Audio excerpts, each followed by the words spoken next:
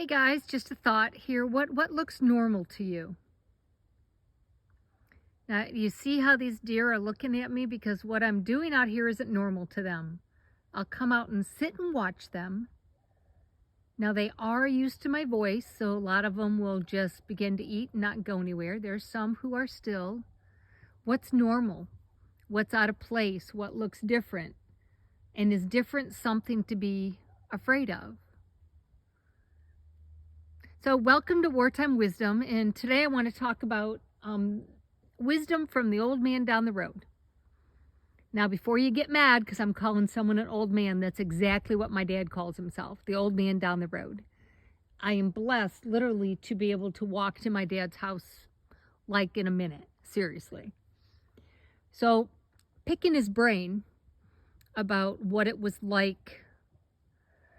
He was born in 34, so he, began his life during the Great Depression and went right into World War II. And what he grew up with, what was it like? How did they function? Well, and he said something really profound. He's like, there's a lot of things that we went through that I would never share with you. I thought, well, why?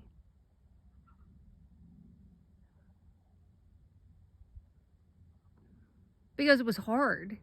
And trying to protect his children, he didn't want to put that burden on his children. But he had marvelous stories about what it was like in rationing and the creativity of his mom's cooking and where the term dibs and dabs came from. That's what we call leftovers. They're dibs and dabs. Yeah, because they're just little nibbly bits of things that are left, and you just put them back out, and that's what you get. But here's wisdom from the old man down the road. He told me about a young man he met who was a few years younger than he was. He was at one of his first jobs. He worked for, oh gosh, I don't know what it was. He was an electrical engineer kind of a person, super smart. And he told me this guy's name. Now I can't tell you because I don't remember. I didn't write it down. But he said, get to talking to this young man. They hit it off. They got along really well. And this young man was from France. And this young man told him about 1943, how he and his family stayed in the basement of their house for a month because of the bombings. And they ate rutabagas for a month. That's what they had. That's all they had in their basement to eat were rutabagas. And that's what they ate for a month. And my dad looked at me really rather different than I don't know if I've ever seen him have this look on his face. And he goes, and do you know why they had to be in the basement for the bombing? And I said, well, yeah, protection. And he looked at me and goes, we were the ones bombing them. Yeah. That thought did something to him. This young man he met lived in the basement eating rutabagas for a month because we were dropping bombs on his country to attempt to push back the evil. Right reasons, but still massive consequences for people. So here's the wartime wisdom from my dad, the old man down the road. He looked at me and he said, could you eat out of your basement for a month?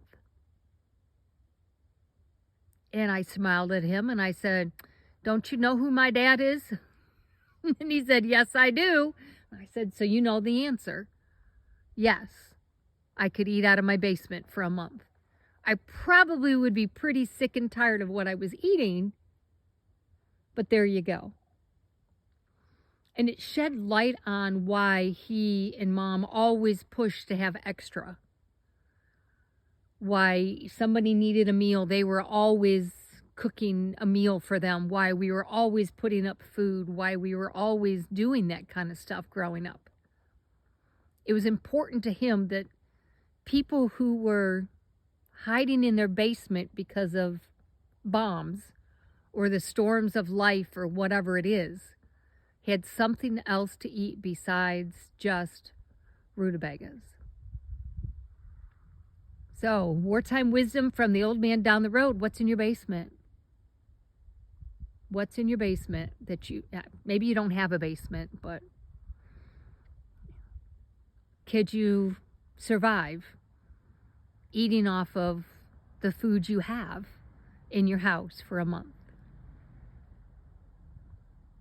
I'd prefer not to eat rutabagas for a month, but this family did, and they survived.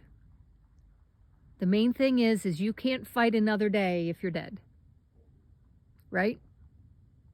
Yeah.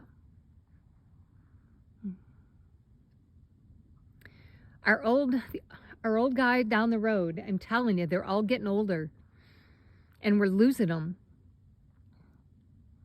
And what they experienced and the wisdom they have to share. I'm telling you, if you have one of these old men down the road, you need to pick their brain and learn from them. How do you survive? How do you get through? How do you walk through with wisdom? Because they walked through and they learned it.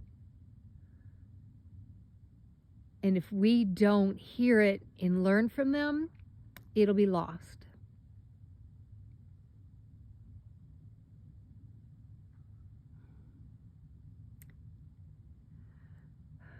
Just a little bit of preparing for war, wartime wisdom, because as Proverbs 14:1 tells us, a wise woman builds her house, but a foolish one tears it down with her own hands.